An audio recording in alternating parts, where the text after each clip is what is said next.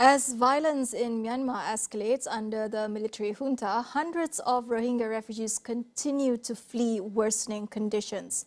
Just last week, one boat carrying refugees sank off the coast of Malaysia, leaving nearly 30 people dead. Ahead of next month's elections, Adrian Pereira from North-South Initiative discusses how ASEAN should step in to stabilise the situation. The problem with ASEAN is holding leaders accountable. The nature, the very structure of ASEAN itself does not allow that to happen. So it's time that ASEAN takes a hard position on this, and just sending people to observe a sham elections is just a waste of time and effort.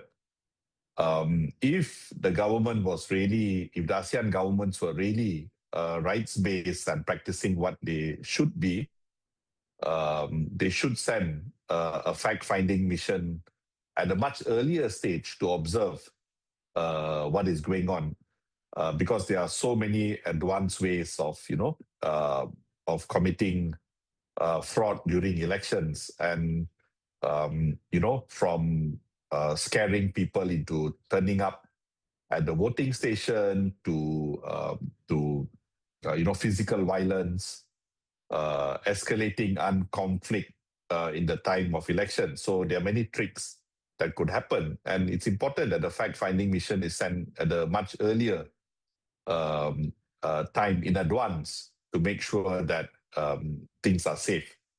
Of course, as a government, the junta governing it has its own right to go ahead, but ASEAN has a role to play, and it cannot be business as usual where we put non-interference and consensus. With the Philippines set to assume the chairmanship in 2026, Adrian stresses the need for strong leadership and political will. As a bloc, Philippines has to continue the dialogues and make a position that will protect the dignity of everyone, especially the Myanmar people who are just suffering in such a horrendous manner. So it's important that the different mechanisms operate, collaborate. I think His Excellency in Aicha, the different representatives from Philippines, Indonesia, Thailand, Malaysia have been very proactive and impressively push the needle.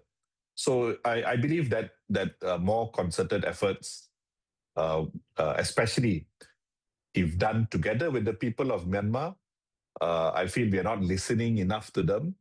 Of course, they are historical political parties, armed groups, international community members, the Rohingyas also. I think we need to factor in their voices, as they have the local wisdom historically to answer.